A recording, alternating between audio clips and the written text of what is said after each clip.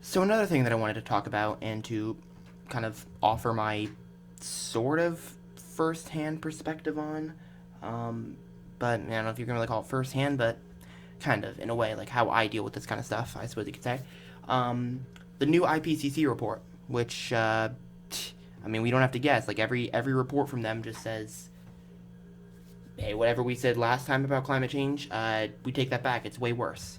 And essentially, and this right here, this is a summary from an article published in Common Dreams by the Global Justice Ecology Project that gives a brief summary of it.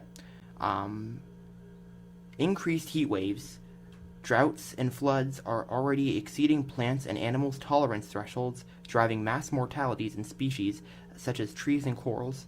These weather extremes are occurring simultaneously, causing cascading impacts that are increasingly difficult to manage. They have exposed millions of people to acute food and water insecurity, especially in Africa, Asia, Central and South America, on small islands, and in the Arctic. To avoid mounting loss of life, biodiversity and infrastructure, ambitious, accelerated action is required to adapt to climate change, at the same time as making rapid, deep cuts in greenhouse gas emissions. So far, progress on adaptation is uneven, and there are increasing gaps between action taken and what is needed to deal with the increasing risks, the new report finds. These gaps are largest among lower income populations. So, yeah, it's a pretty bleak picture. And even if we do everything that we possibly can, some warming or like irreversible effects is going to be inevitable.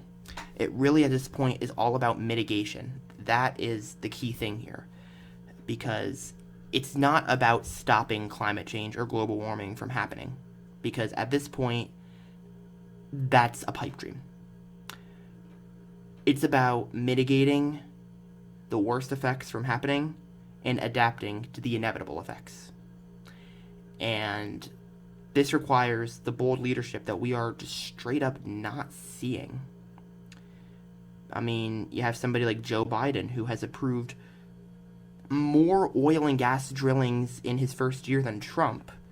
And he's bending to the whims of somebody like Joe Manchin, like a millionaire coal baron. And like I know recently, like Biden has like said he's not gonna appeal a court decision on further oil and gas leases, but that doesn't reverse the damage he's already done.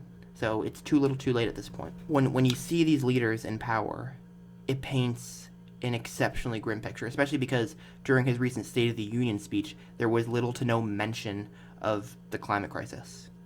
And I think that was the day that this report was released, or at least shortly after it was released. I think this was released on Monday, and his State of the Union speech was on Tuesday.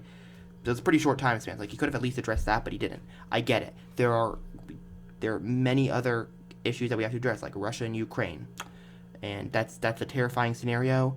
And you know, the military, as studies have shown, and as I've said many times in the past, is the single biggest contributor to climate change. And if we get into a nuclear war with Russia, I mean, that's just a wrap on the planet right there. Now, thankfully, Biden seems like he's actually legitimately trying to avoid that.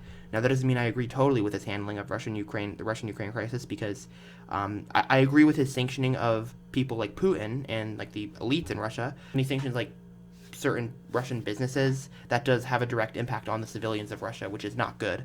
But overall, I am happy that he's like his administration has like shot down talks of a no-fly zone, which would be viewed as an active aggression, and that would only increase our chances of war. So like we can't afford that, especially at this time. But the point of me making this video is to ask, how do I cope with this kind of stuff? Because when I read this kind of stuff, like about like how like climate is changing faster than anybody could have ever predicted, how am I so calm about it? Is what you may be asking. Well, maybe calm is the wrong word. Like maybe I project a calm appearance on the outside, but in reality, I wouldn't be lying if I said I wasn't at least a little terrified, which I think is a completely normal feeling to feel. But the way that I cope with these feelings is by channeling anxiety into action. And this is something that a lot of people have talked about before, but when you're presented with these problems, in a way, like, it helps you because it gives you a motivation to fight for something. And, I'm a young man. I'm in college, so I kind of have, like, that rebellious instinct in me a little bit. But, and it's like, when you have that, and when you're presented with a problem of this magnitude, it's almost like a perfect recipe for you to get out there and organize within your community, within your college campus, if you're like me, and actually push to demand progress on this issue.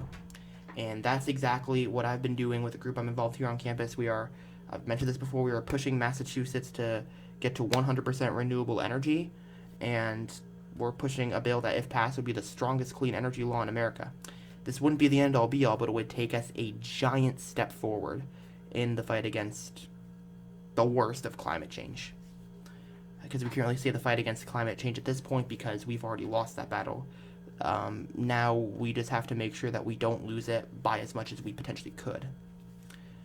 And that's what it requires. It requires you organizing on the ground with like-minded people. Talk to friends, talk to neighbors, talk to classmates, and get organized. That's the best advice I can give. And I've given this advice before, but I think it bears repeating now. And, if we do go down, if our efforts are in vain, at least we can say we tried. And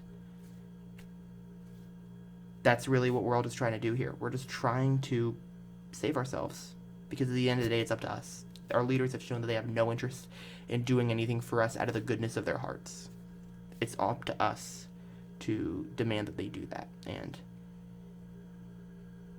if we just lay down and accept our fate, then in a way we're complicit in that. And I don't want to be.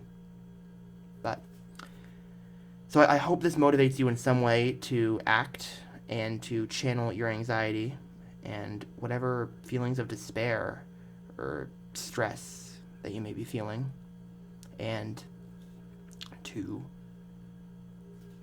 push to make a change.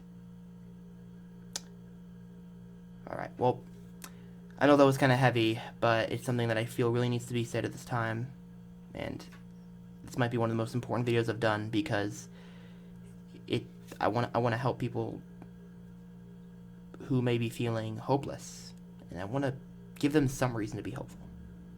Even if it's as minuscule as this, I do want to be a part of that. So, I do appreciate you watching this. If you did, then please be sure to like, comment, subscribe. If you really like what I do, support the channel on Patreon down below, and check out related videos I have. And I will see everybody soon. Peace out.